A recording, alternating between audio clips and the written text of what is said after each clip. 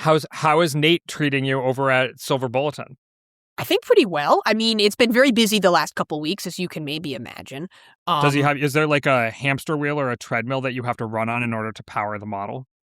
Luckily not. I guess at this point, we've probably just outsourced that job to Claude. Yeah. Yeah. But I mean, lots of kind of getting the data ready and then a lot of writing and stuff since the model is launched.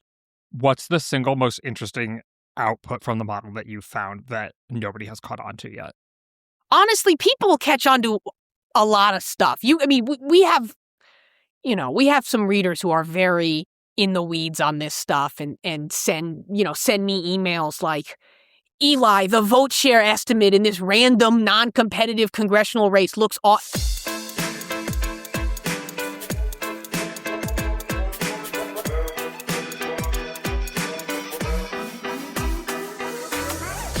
Hello and welcome to the GD Politics Podcast. I'm Galen Druk, and we've got an election-packed episode for you today. We're going to take a tour through the 7 likeliest tipping point states in the Senate, courtesy of our friends at Silver Bulletin. I'm just the messenger here, but the current likeliest tipping point state is Texas, with a Democratic win probability of 59%. And for the skeptics out there, we will look at an analysis suggesting summer Senate polls are particularly biased towards Democrats historically. There were also primaries on Tuesday in Florida, Alaska, and Wyoming.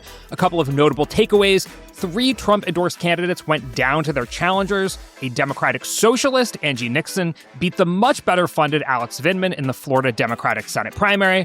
Though that's a zig, here's a zag. 2 pro-Israel moderate Dems also won their primaries in South Florida.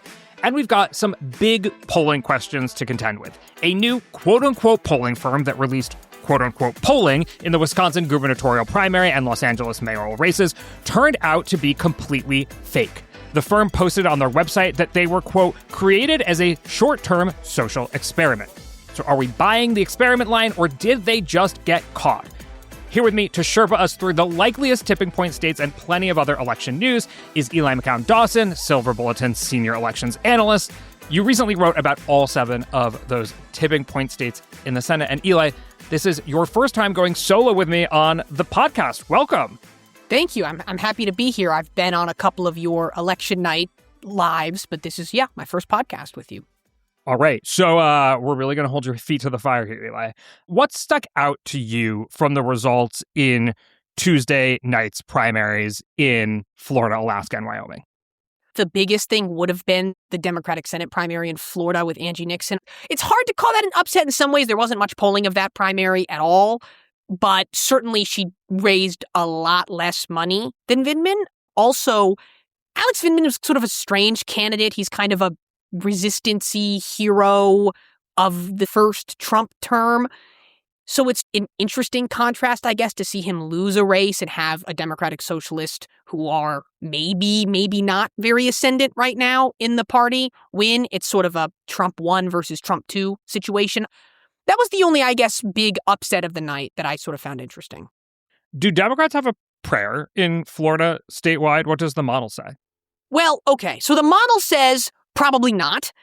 With the Senate at the moment, we give Democrats about a 20% chance of winning. The gubernatorial election is actually a little less. It's about 15%. Personally, if I was giving you my gut, I'd probably go even lower than that. I'm very, very skeptical on Democrats' chances in Florida. I lived in Florida for a little while. I think the Florida Democratic Party is sort of a mess, and that's probably putting it very politely.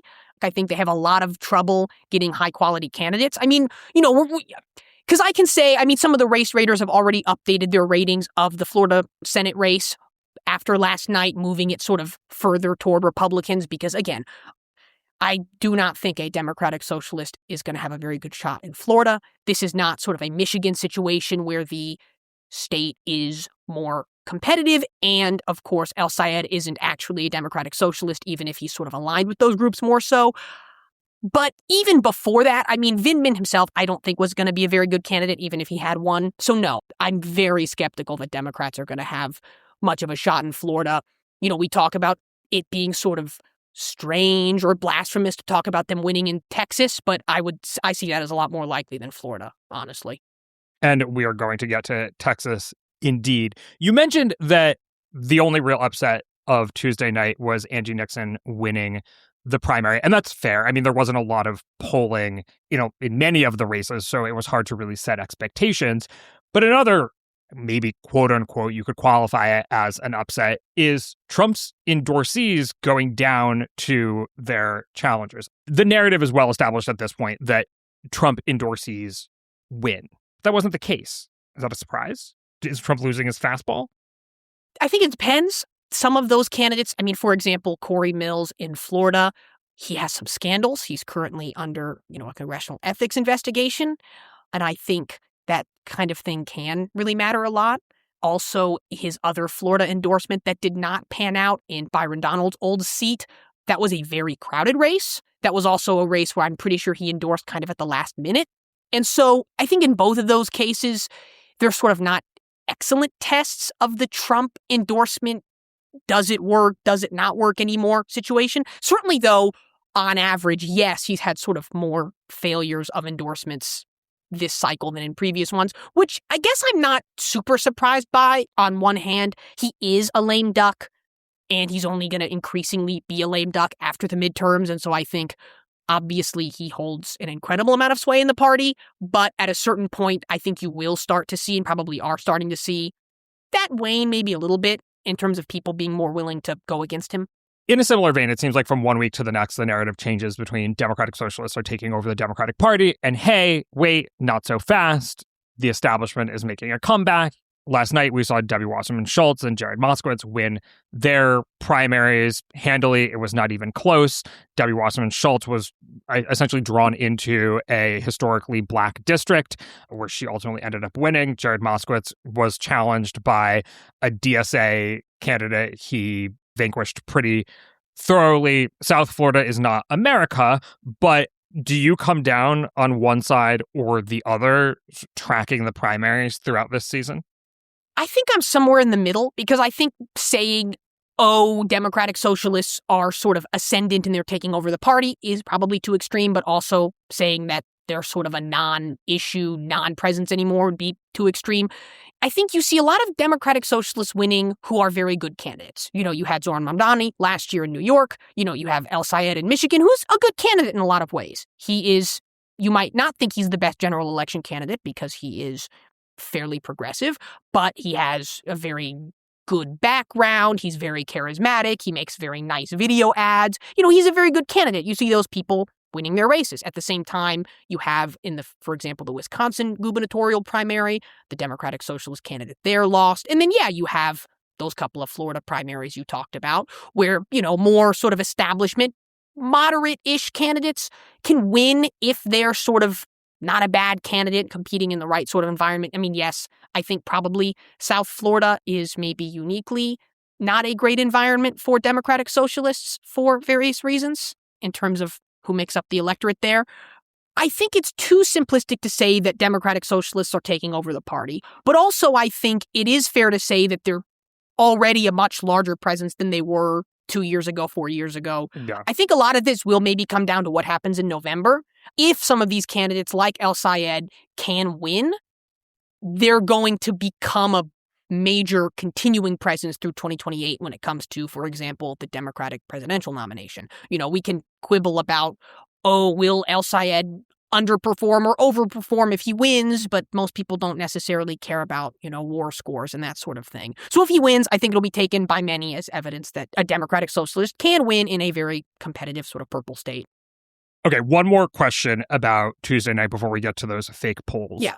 In Alaska, Senator Dan Sullivan is going to be running against Mary Peltola. He may also be running against a former school teacher similarly named Dan Sullivan. Have we sorted from the vote count yet in Alaska whether or not Dan Sullivan is going to have to run against Dan Sullivan? From the vote that's in, it is looking like second Dan Sullivan is going to be running against incumbent Dan Sullivan. I don't know how they're going to, in the primary, they listed the current incumbent Dan Sullivan with a little incumbent next to his name, so maybe they're going to do the same thing in the general, but yes.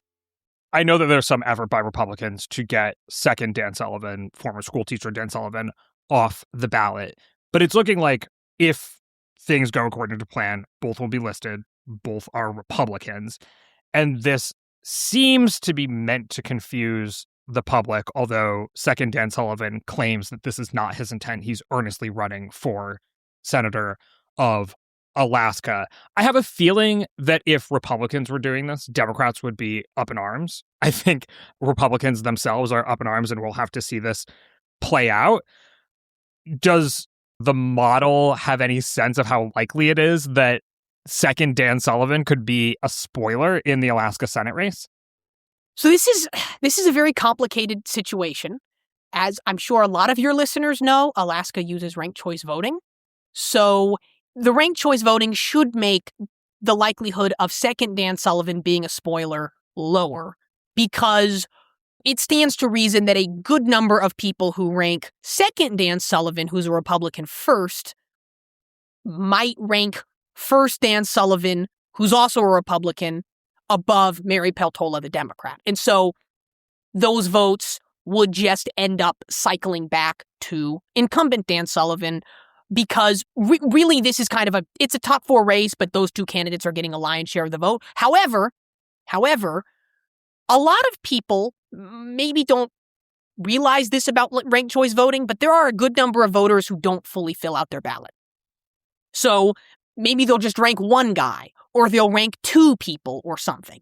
And so if you have some share of people who vote for second Dan Sullivan, maybe because they really want to, maybe because they think he's first Dan Sullivan, and they only rank him, then that will be sort of a spoiler effect. And there's like overlapping issues going on here, which is that, one, this whole second Dan Sullivan, I'll call it a ruse because it's just hard for me to believe that second Dan Sullivan actually wants to be a senator. I mean, maybe he now really wants to be a senator, but it seems too coincidental. But is likely to only sort of trick, if you will, low information voters who don't really realize that there's a second Dan Sullivan running.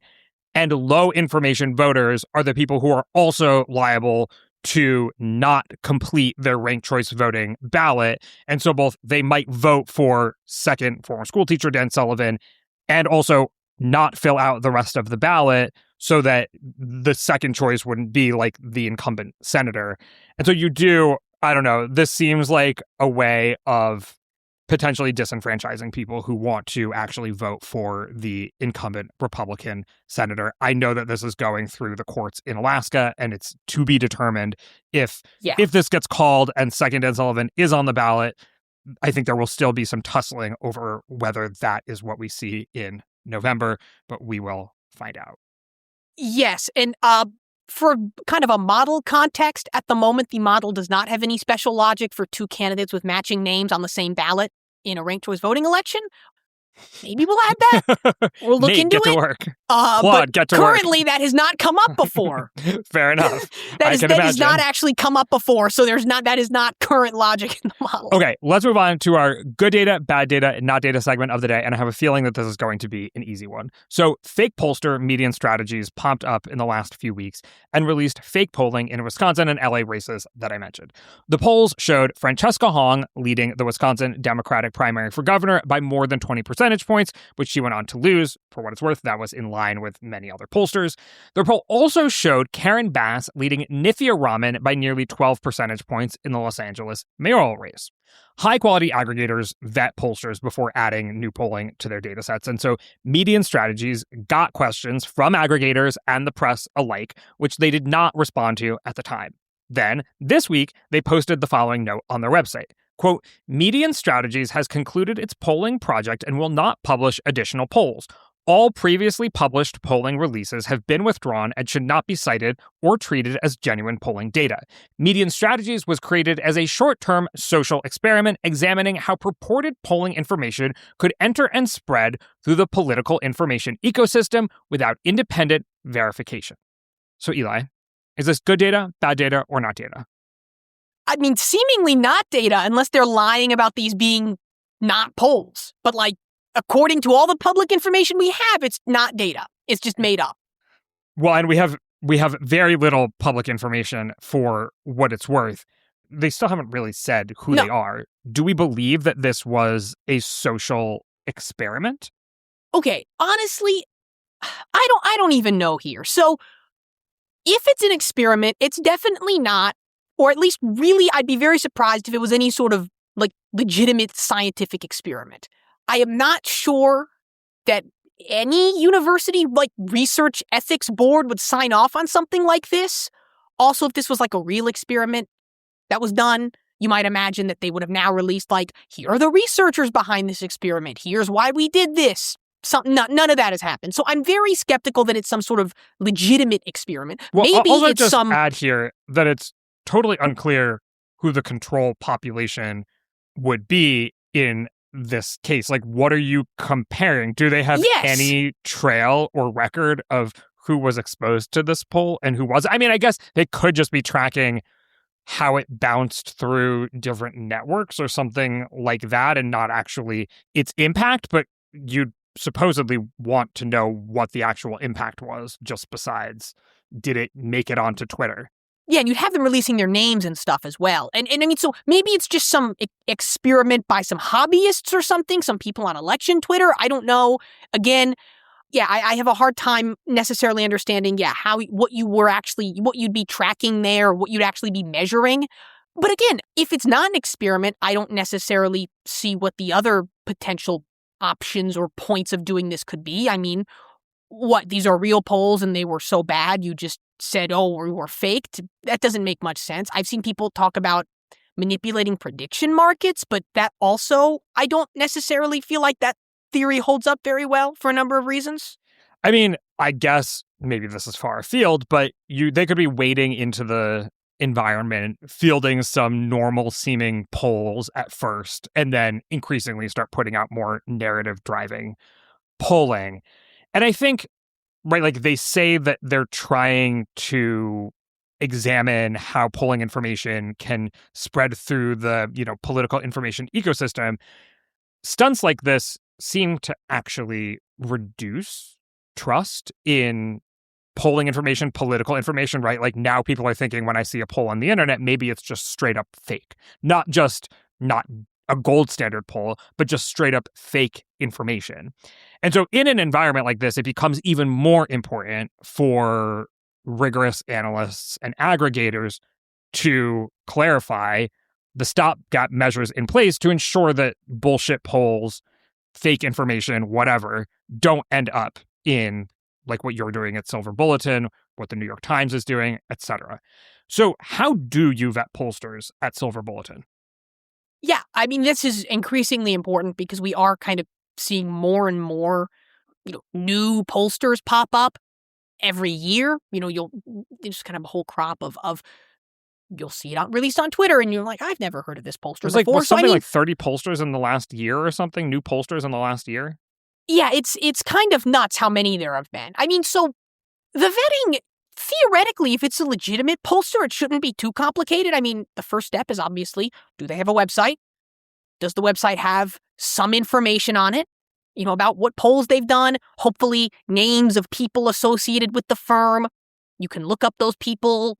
Hopefully, they exist. They have LinkedIns. They have like work experiences, pollsters. All of that is very helpful. Maybe they have a list of clients they've worked for and that sort of thing. I mean, those are sort of good checks. Obviously, if anything is looking fishy there, that's when you kind of have to try to email them or call them to basically just confirm that, yes, they exist. Yes, they're doing real polls. Yes, they can send you a methodology statement that sort of is coherent and makes sense in some way. Obviously, for a lot of these things, you can do other little heuristics like checking whether the other aggregators include them and stuff. If New York Times includes a pollster, that's a decent signal that they've done some checking and it's a legitimate polling firm. For us personally, we didn't have to deal with median strategies because the two polls they released were for races that we don't have a database for, we don't post averages for or anything, so we didn't have to deal with that one specifically. But the other thing we do, I guess, is we have sort of a blanket, not ban, because we use the word ban for a different thing, but sort of blanket prohibition on what we call amateur pollsters. So what I mean by that is a person or a group of people who are not professional pollsters, but they've come together and they've started some outlet and they sort of commission an inexpensive online poll through a non-probability panel of some kind. like, for example, Pollfish or something, and post those results. We saw a lot of those kind of pop up in 2024. And our policy there, if we look into those and determine they sort of meet that amateur criteria, is that they're not banned for, their entire existence. We just don't include them in our averages for the time being. That can change. Like, for example, Qantas Insights, they were initially sort of that kind of amateur pollster in 2024 when they popped up, but now we include them because they have real clients and things.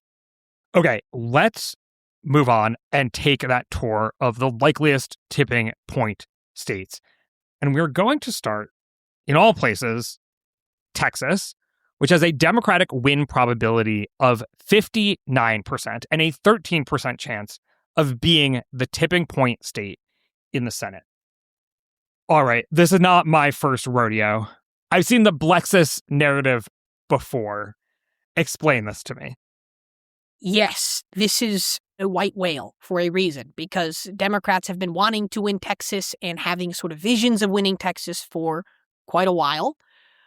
I myself have a hard time buying Democrats winning Texas, but there are a couple reasons why I guess it's at least plausible this year, given the data we have right now. The thing I'm about to say goes... That's the end of today's preview. Head to gdpolitics.com to become a paid subscriber and catch the full episode. Eli and I toured the 7 likeliest tipping point states according to the forecast. We talked about why the fundamentals and polls are actually pointing in the same direction in Texas, but in different directions in Michigan. We also considered all the polling showing Sherrod Brown leading in Ohio and asked whether one pollster's suggestion that polls routinely overestimate Democrats in the summer holds up to scrutiny. Like I said, head over to gdpolitics.com to catch the whole thing for $8 a month or $80 a year. You'll get twice the number of episodes and help ensure we can keep making this independent podcast. Again, that's gdpolitics.com. Hope to see you there.